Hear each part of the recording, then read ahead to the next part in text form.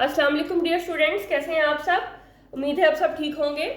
Last video में हमने types of verb को किया था और कहा था कि हम नेक्स्ट वीडियो में कुछ और वर्ब्स को डिस्कस करेंगे। तो आज का हमारा टॉपिक है पॉजिटिव वर्ब्स। पॉजिटिव वर्ब्स क्या हैं, क्यों यूज़ किए जाते हैं, इसकी क्या इंपॉर्टेंस है इंग्लिश में। इस पे जाने से पहले मैं अगर आपको सिर्फ ये बता दूं कि पॉजिटिव सेंटेंसेस और कंडीशनल सेंटेंसेस ये दो वो बेसिक चीज़ें हैं जिनके बगैर आपकी इंग्लिश, आपकी राइटिंग, आपकी स्पोकन कभी भी पूरी नहीं हो सकती है। क्योंकि हम रूटीन में सिर्फ सिंपल सेंटेंसेस नहीं बोलते, बहुत सारे ऐसे सेंटेंसेस बोलते हैं जिसमें कंडीशन या कॉज का इस्तेमाल भी होता है। तो जब तक आपको पॉजिटिव वर्ब्स का नहीं पता कि ये क्या होते हैं, क्यों इस्तेमाल होते हैं और हमने इसको कैसे आइडेंटिफाई करना है, तब तक आपकी जो इंग्लिश है, आपकी राइटिंग, आपकी स्पोकन सब इनकम्प्लीट है। तो चलिए आज बात करते हैं पॉजिटिव वर्ब्स की। और मेन टॉपिक पे जाने से पहले हम थोड़ा सा अपनी बेस की बात करेंगे, या ये कह सकते हैं कि हम उन सेंटेंसेस की बात करेंगे जिनको हम इजीली ट्रांसलेट कर सकते हैं, और फिर ये देखेंगे कि पॉजिटिव वर्ब्स कैसे होते हैं और इनको हम किस तरह से अपनी डेली लाइफ में बोलते हैं और किस तरह से हम इसको ट्रांसलेट कर सकते हैं। तो चलिए आइए आज की वीडियो को स्टार्ट करते हैं। अगर हम सेंटेंसेस की बात करें तो हम ये कहते हैं कि हमारे पास अगर सेंटेंस के अंदर सब्जेक्ट, वर्ब और ऑब्जेक्ट मौजूद है तो हमारा सेंटेंस कंप्लीट है। और अगर हमें ये पता है कि हमारा सब्जेक्ट, वर्ब और ऑब्जेक्ट क्या है तो हम बड़े इजीली उसको इंग्लिश में ट्रांसलेट कर सकते हैं। जैसे अगर मैं यहाँ कुछ सेंटेंसेस लिखती हूँ, मैं नज़म लिखती हूँ, नादिया खाना पकाती है, अली ने जूते पॉलिश किए।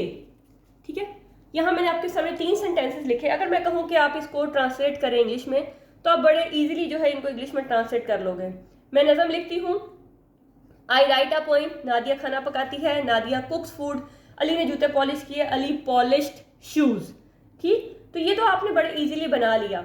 लेकिन क्या होता है कि कुछ सेंटेंसेस ऐसे होते हैं जिसमें काम किया नहीं जाता, करवाया जाता है।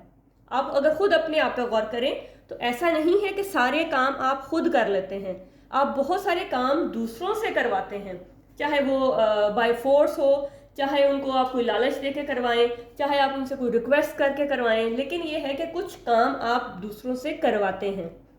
यहाँ पे जो आपका सब्जेक्ट है मैं, ये आपका सब्जेक्ट है नादिया, अली, ये सब्जेक्ट ये खुद काम कर रहे हैं।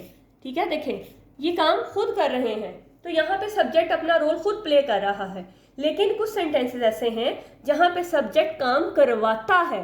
तो अब जब काम करवाता है तो फिर वो सेंटेंसेस कैसे होंगे। जैसे अगर मैं इन्हीं सेंटेंसेस को लिखूं कि मैं नज़म लिखती हूँ, तो अगर मैं इसको, अगर मेरा सब्जेक्ट काम करवाता है तो ये होगा मैं नज़म लिखवाती हूँ या मैंने नज़म लिखवाई।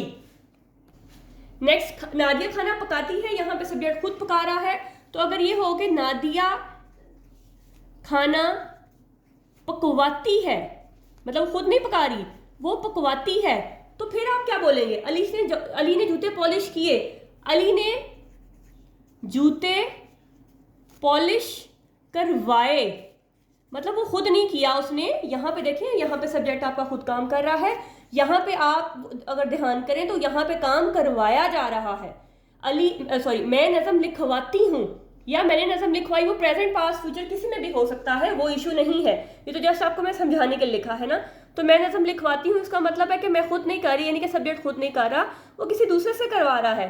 नादिया खाना पकवाती है, तो पकवाती मतलब कि खुद नहीं पका रही, किसी से पकवा रही है। अली ने जूते पॉलिश करवाए, तो अली जो है वो खुद जूते पॉलिश नहीं कर रहा, उसने पॉलिश करवाए हैं।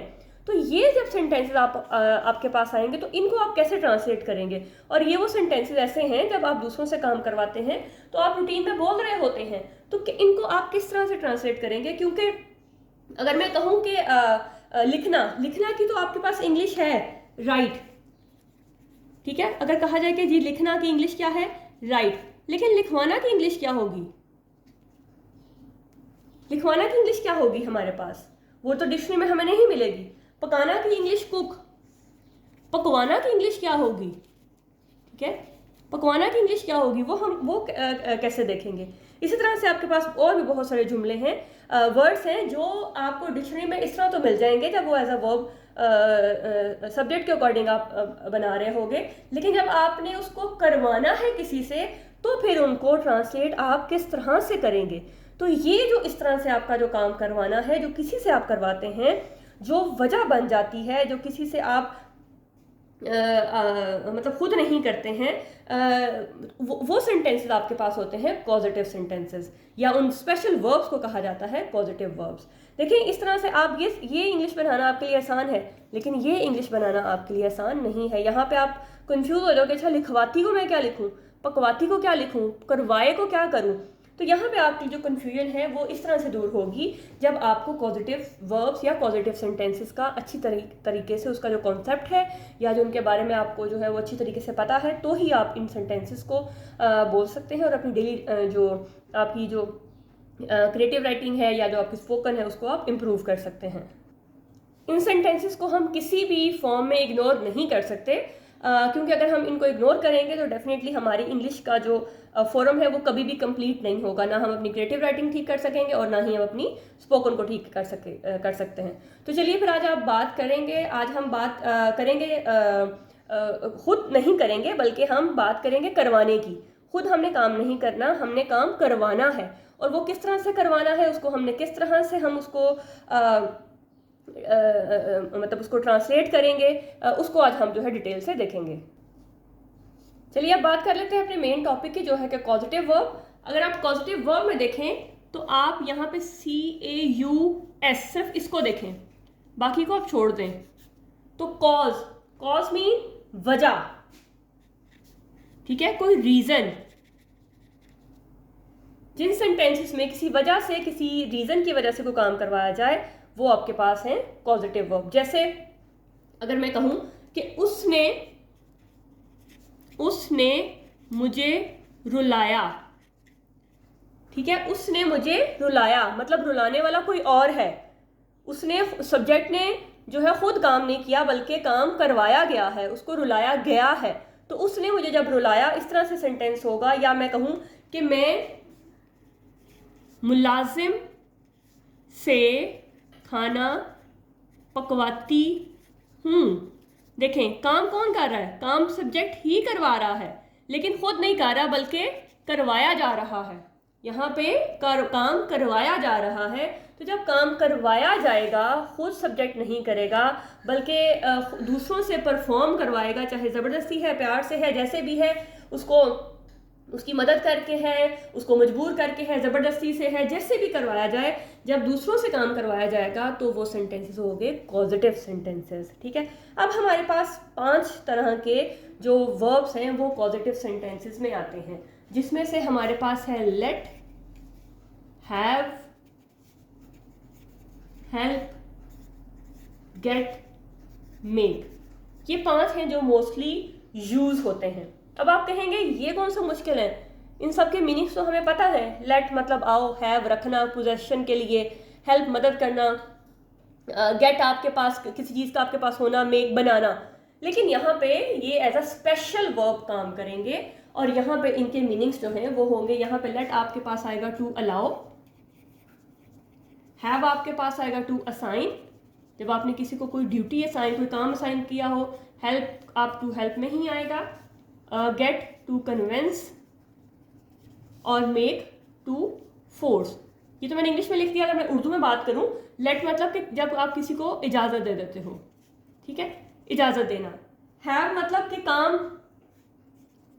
काम करवाना, कोई ड्यूटी समझ के या काम देकर, आप ये कह सकते हो कि काम देकर उससे करवाना, कि आपने उसकी ड्यूटी लगा दी कि ये आपने काम करना है, तो फिर वो काम, वो जो आपका सेकंड सब्जेक्ट है वो काम कर ले। उसके बाद हेल्प मदद करके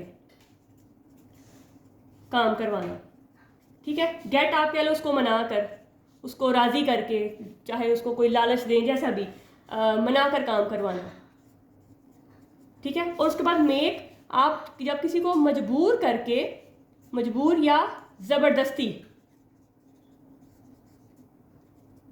मजबूर या ज़बरदस्ती करवाएंगे तो वो आपका होगा मेक।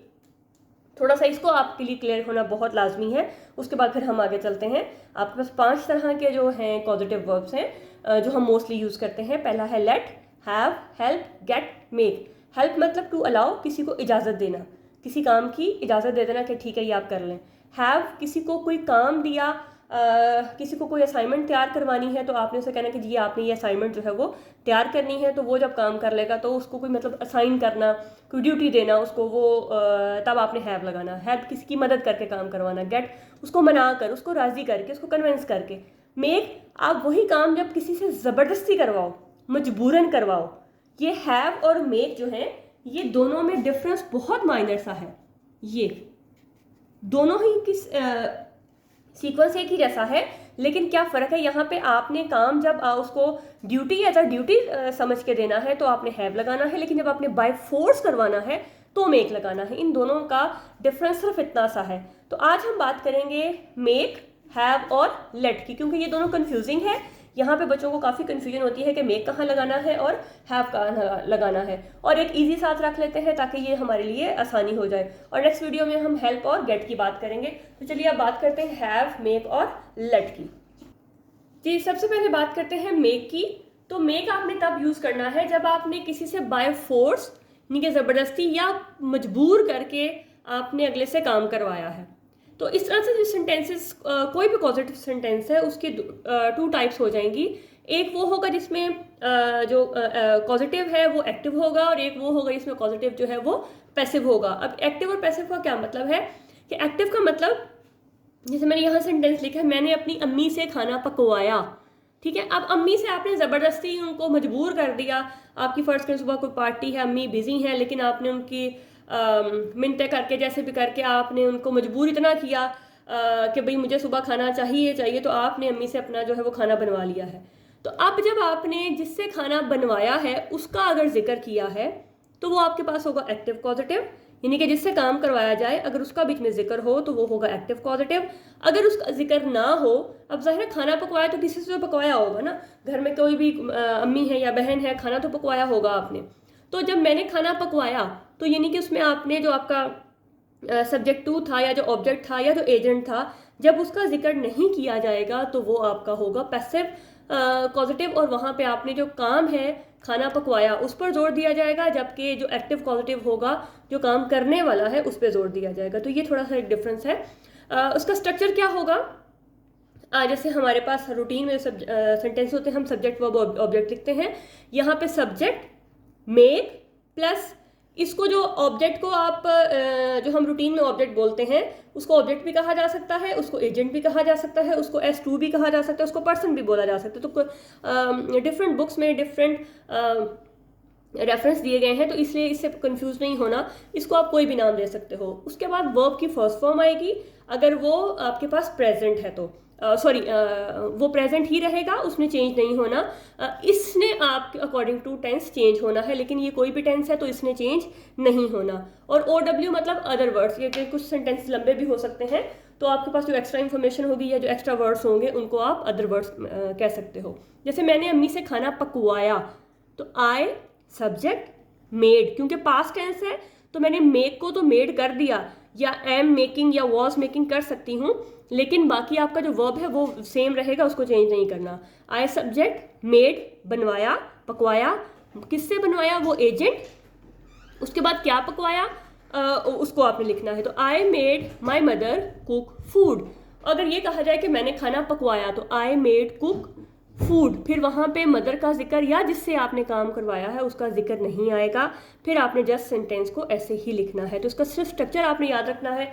सारे सेंटेंसेस का स्ट्रक्चर ऑलमोस्ट एक ही जैसा है, सिर्फ आपने ध्यान ये रखना है कि आप वो आपका जो सेंटेंस है वो एक्टिव होगा या पैसिव होगा। तो सबसे पहले सब्जेक्ट आएगा, फिर आपका मेक आएगा, अगर वो प्रेजेंट है तो पास्ट है तो मेड भी आ सकता है, कॉन्टिन्यूस है तो इज मेकिंग वॉज मेकिंग भी आ सकता है, हैज़ मेड भी आ सकता है, वो डिपेंड करता है आपके सेंटेंस पे। फिर आपका एजेंट आएगा या S2 या ऑब्जेक्ट, जो भी आपने नाम देना है। फिर आपकी वर्ब की फर्स्ट फॉर्म आएगी, और उसके बाद अगर आपके पास एक्स्ट्रा कुछ वर्ड्स हैं तो वो आएंगे। तो अगर आपको ये क्लियर है तो हम कुछ सेंटेंसेस की तरफ चलते हैं और देखते हैं कि हम अपने उन सेंटेंसेस को, जो पॉजिटिव सेंटेंसेस हैं जो मेक से जिनमें हमने मेक का यूज़ करना है, उनको किस तरह से ट्रांसलेट करना है। अब यहाँ कुछ एग्जाम्पल्स मैंने आपको लिख दी हैं, उनको अगर हम करेंगे तो ज़्यादा कुछ क्लियर हो जाएगा। जैसे फर्स्ट है, वो अपने भाई से कमरा साफ करवाता है। ठीक है, अब एक चीज़ पहले आप ये देखें, करवाता है, रही है, किया, थी, है, था, लगवाए, था, बनवाएगी, करवाया।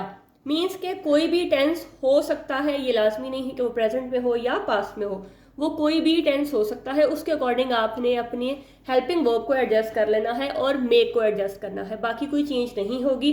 सिर्फ आपके टेंस के अकॉर्डिंग या तो मेक्स आएगा या इज मेकिंग आएगा, पास्ट है तो मेड आ जाएगा, कॉन्टिन्यूस है तो इज मेकिंग या वॉज मेकिंग आ जाएगा, परफेक्ट है तो हैज, हैव, हैड, मेड आ जाएगा। तो वो डिपेंड करता है कि आपका टेंस कौन सा है।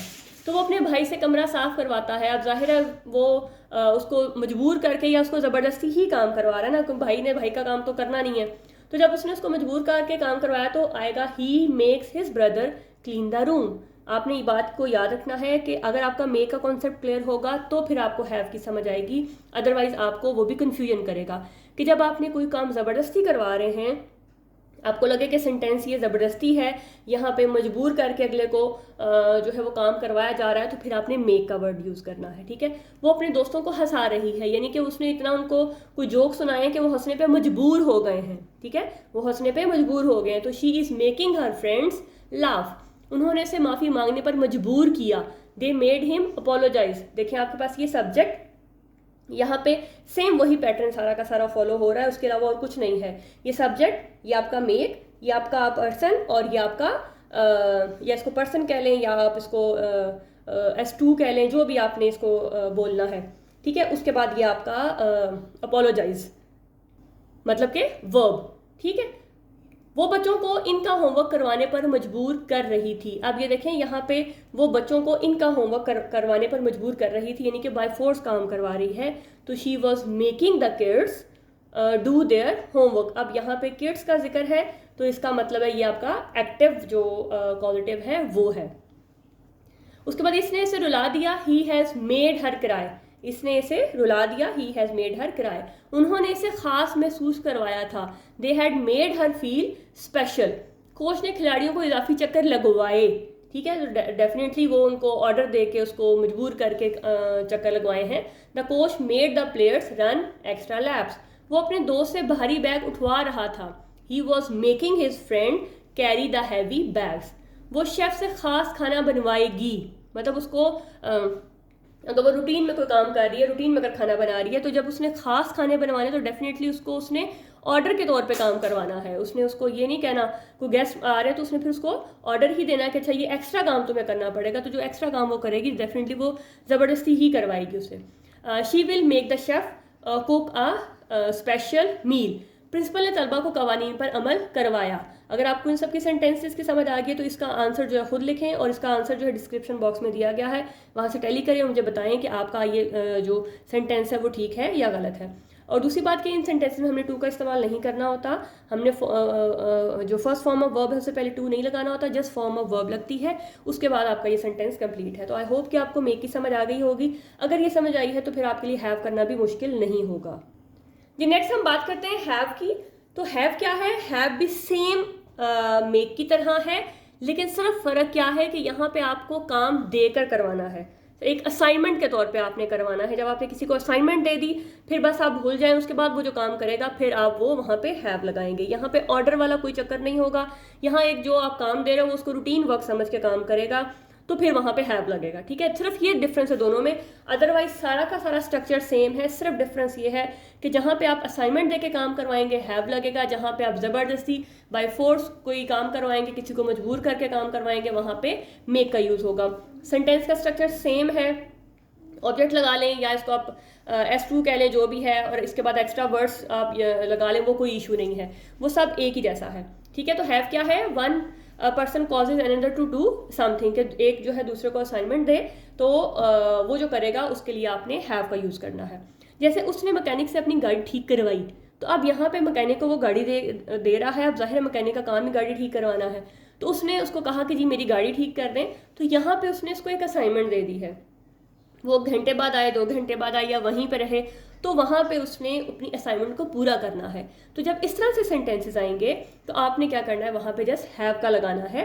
पहले आप मेक लगा रहे थे, अब आपने हैव लगाना है। पहले हम सेंटेंसेस को पढ़ लेते हैं। उसने अपने असिस्टेंट से दस्तावेजात तैयार करवाई। उसने इसको असाइनमेंट दे दी कि ये आपने जो है पेपर्स मेरे तैयार करने हैं, तो आपका जो है वो आप जस्ट ये टास्क है आपका। तो उसने अपना टास्क जो है पूरा करना है, तो उसके लिए फिर जब आपने उसने टास्क पूरा किया तो उसके लिए आपने हैव लगाना है। वो नौकरानी से घर साफ करवाती है। अब ये नौकरानी यहाँ पे क्या है कि वो उसकी डेली रूटीन है। उसने जब सफाई करनी है तो उसकी डेली रूटीन है कि उसने सफाई करनी है, उसका काम है ये, उसने अपनी ड्यूटी समझ के ये काम करना है। उसने नौकरानी से घर साफ करवाया, ये प्रेजेंट में है, ये पास्ट में है। वो नौकरानी से घर साफ करवाएगी, ये फ्यूचर है। मैं शेफ से रात का खाना पकवाता हूँ, मतलब वो डेली रूटीन में अपना काम करता है। तो वो कह रहा है कि मैं खुद काम नहीं करता, मैं उससे काम करवाता हूँ। काम दूसरे से करवाया जा रहा है, लेकिन वो जो काम करने वाला है वो उसका डेली रूटीन का काम है। मैंने शेफ से रात का खाना पकवाया, मतलब पास की बात है। वो दर्जी से पार्टी के लिए नया लिबास सिलवाएगी।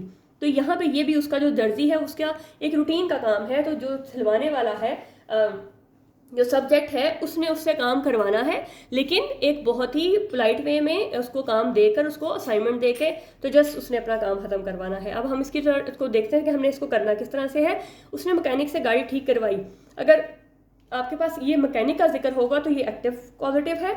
अगर सिर्फ ये हो गया उसने गाड़ी ठीक करवाई, अब ये एक अंडरस्टूड बात है कि गाड़ी किससे ठीक करवाई जाती है, तो डेफिनेटली मैकेनिक से ठीक करवाई जाएगी। तो यानी कि जो मैकेनिक है वो पैसिव पॉजिटिव में हिडन हो गया है अंदर ही, मतलब उसका जिक्र नहीं है, लेकिन अंडरस्टूड सी बात है कि मैकेनिक से ही गाड़ी ठीक करवाई जाती है। तो जब काम करने वाले का जिक्र होगा तो वो एक्टिव पॉजिटिव होगा, लेकिन जब हम उसका जिक्र नहीं करेंगे लेकिन हमें ये पता होगा कि काम कौन कर रहा है, तो डेफिनेटली वो फिर वहाँ पे सेंटेंस में उसका जिक्र नहीं आएगा, लेकिन हमें पता है, अंडरस्टूड सी बात है कि ये उसी से काम करवाया जा रहा है, तो वो आपका पैसिव पॉजिटिव होगा। ठीक है, यानी कि काम करने वाला जब बीच में होगा तो वो एक्टिव पॉजिटिव, फिर उस पर जोर होगा। लेकिन जब काम जो करने वाला है वो बीच में नहीं होगा तो फिर काम पे फोकस होगा, उस पर जोर दिया जाएगा, तो वो पैसिव पॉजिटिव। तो उसने मैकेनिक से अपनी गाड़ी ठीक करवाई। अब ये पास्ट है तो हैव को हमने हैड में चेंज कर दिया। ठीक है, he had the mechanic fix his car. देखिए, subject have, object, base form, और ये आपका एक्स्ट्रा वर्ड्स हो गए। ठीक, उसने अपने असिस्टेंट से दस्तावेजात तैयार करवाई। He had his assistant prepare the document. आपने सिर्फ ये याद रखना है कि सब्जेक्ट, फिर आपका हैव या हैज़, जो भी आपका हैड उसके अकॉर्डिंग सब्जेक्ट के, फिर आपका ऑब्जेक्ट, फिर आपकी बेस फॉर्म। यहाँ पे किसी भी किस्म की टू लगाने की ज़रूरत नहीं है। वो नौकरानी से घर साफ करवाती है, यानी कि उसकी डेली रूटीन है, वो काम असाइनमेंट दे देती है तो वो अपना काम करती है। She has the maid clean the house. She has the maid clean the house. सिर्फ आपने ये स्ट्रक्चर याद रखना है, बाकी इसमें कोई मुश्किल नहीं है। उसने नौकरानी से घर साफ करवाया, अगर पास की बात होगी तो फिर हैज़ की जगह हैड आ जाएगा। She had the maid clean the house. वो नौकरानी से घर साफ करवाएगी तो फिर आपने वहां पे will आ जाना है। She will have the maid clean the house. मैं शेफ से रात का खाना पकवाता हूँ। I have the chef cook dinner. मैंने शेफ से रात का खाना पकवाया। I had the chef cook dinner. वो दर्जी से पार्टी के लिए नया लिबास सिलवाएगी। She will have the tailor make a new dress for the party. तो आई होप कि आपको समझ आ रही होगी कि इसमें मुश्किल कुछ भी नहीं है। सिर्फ आपने सब्जेक्ट, हैव, ऑब्जेक्ट और बेस फॉर्म को याद रखना है। इस स्ट्रक्चर को याद रखेंगे तो अपने सेंटेंस को जब आप करेंगे तो आपके लिए मुश्किल नहीं होगा। तो अब मैं आपको 2 सेंटेंसेस देती हूँ। अब आपने बताना है कि उसमें मेक कहाँ लगेगा और हैव कहाँ लगेगा। उसका आंसर आपने डिस्क्रिप्शन बॉक्स से देख के मुझे कमेंट में बताना है कि आपने उसको ठीक किया है या गलत किया है। जी, ये 2 सेंटेंस आपके सामने लिखे हैं। इसने मजदूरों को जल्दी काम खत्म करने पर मजबूर किया, या इसने मजदूरों से जल्दी काम खत्म करवाया। ये 2 सेंटेंसेस हैं, इनको आप खुद ट्रांसलेट करें और कमेंट करके बताएं कि आपने इनको ठीक किया है या नहीं, और इनके आंसर जो है वो डिस्क्रिप्शन बॉक्स में गिवन है। अब हम चलते हैं हमारे नेक्स्ट पॉजिटिव वर्ब की तरफ, जो कि है लेट। जी, नेक्स्ट हमारे पास पॉजिटिव है लेट। लेट का क्या मतलब है कि किसी को कुछ इजाज़त दे देना, कुछ करने की इजाज़त देना। टू अलाउ और permit someone to do something. जब हम किसी को कुछ करने की इजाज़त दे देंगे कि अच्छा ठीक है आप ये कर लो, तो फिर हम वहाँ पे लेट लगाएंगे। ठीक है, one person causes another to do something. अगर आप स्ट्रक्चर देखें तो स्ट्रक्चर जैसे आपने पिछले 2 सेंटेंसेस किए हैं वैसा ही है, सिर्फ यहाँ पे लेट आ गया है। तो जिन सेंटेंसेस में आपको इजाज़त की समझ आएगी कि अच्छा इसने इस सेंटेंस में ये बताया जा रहा है कि ठीक है जो करना है वो कर लो, जिस परमिशन दी जा रही है आपको करने की, तो वहाँ पे आपने लेट का इस्तेमाल करना है और बाकी सारा का सारा स्ट्रक्चर आपका सेम रहेगा। जैसे उन्होंने बच्चों को बाहर खेलने दिया, देखिए इजाज़त दे रही है ना, उसको अलाउ कर रहे हैं, ठीक है आप जाएं खेलें, तो they let the children play outside. इसने अपने दोस्त को अपना फ़ोन इस्तेमाल करने दिया, देखिए इजाज़त दे रहे हैं यहाँ पे, तो he let his friend use his phone. ये भी आपका प्रेजेंट पास्ट फ्यूचर सब में हो सकता है ना। उस्ताद ने तलबा को अपने प्रोजेक्ट खुद मुंतखब करने दिया। The teacher let the student choose their own project. Manager ने मुझे छुट्टी लेने दी। The manager let me take a day off. Guard ने हमें इमारत में दाखिल होने दिया। The guard let us enter the building. इसने मुझे ऐसा नहीं करने दिया। He did not let me do this. Ali मुझे अंदर जाने देगा। Ali will let me go inside. वो अपने बेटे को वीडियो गेम्स खेलने देती है। शी लेट्स, अब क्योंकि प्रेजेंट है तो lets, she lets her son play video games. वो हमें कॉन्फ्रेंस रूम इस्तेमाल करने देते हैं। They let us use the conference room. तो आई होप कि आपके लिए ईजी रहा होगा, क्योंकि आपके पास सेम स्ट्रक्चर वही है, सिर्फ लेट, मेक, गेट, हेल्प जो भी है उसमें आपने चेंज करना है, और आपने सिर्फ ये देखना है कि आपका सेंटेंस आपको क्या डिमांड कर रहा है, वो किस चीज़ की वजह बता रहा है। तो अगर वो आपको इजाज़त की का बताएगा कि अगर सेंटेंस में इजाज़त की बात है कि वो किसी दूसरे को इजाज़त, उन्होंने बच्चों को बाहर खेलने दिया, देखिए बच्चों को इजाज़त कौन दे रहा है, मतलब उन्होंने बच्चों को इजाज़त दी है ना। तो जब आपका जो सब्जेक्ट है दूसरों को वो काम करने दे, सब्जेक्ट ने दूसरे को काम करने दिया है, उस्ताद ने तलबा को, मैनेजर ने मुझे, गार्ड ने हमें, तो जो सब्जेक्ट है वो आपका ऑब्जेक्ट को या सब्जेक्ट टू को इजाज़त दे रहा है, तो वहाँ पे आपने लेट लगाना है। और अगर आपका सब्जेक्ट जो है वो ऑब्जेक्ट से ज़बरदस्ती काम करवा रहा है तो आपने मेक लगाना है। और आपका अगर सब्जेक्ट जो है वो ऑब्जेक्ट को कोई असाइनमेंट दे के, जो उसका डेली रूटीन का काम है, अगर उसको कह के कि ठीक है ये आपने टास्क पूरा करना है, तो अगर वो उस तरह से उसको असाइन करके ड्यूटी फिर काम करवा रहा है, तो वहाँ पे हैव का इस्तेमाल करना है। तो अब बाकी आपके पास रह गए हेल्प और गेट, इसको मैं नेक्स्ट वीडियो में डिस्कस करूँगी। इसको आपने इसका समझना बहुत ज़रूरी है, क्योंकि आपके पास मेक और हैव कंफ्यूजिंग है। तो इनको ज़रा दोबारा देखें और गौर से देखें, इनकी जितनी प्रैक्टिस आप कर सकते हैं करें, ताकि आपका कॉन्सेप्ट क्लियर हो। आपको बताने का मकसद ये है कि पॉजिटिव वर्ब, ये देखें अब आपने ये सेंटेंसेस आप अपनी रूटीन में बोलते हैं, ऐसा नहीं है कि ये नहीं बोलते हैं। जब आप राइटिंग करते हैं तो भी आप बहुत सारी चीज़ें ऐसे लिखते हैं, तो आपकी जो स्पोकन है, आपकी राइटिंग कभी भी इसके बगैर कंप्लीट नहीं हो सकती है।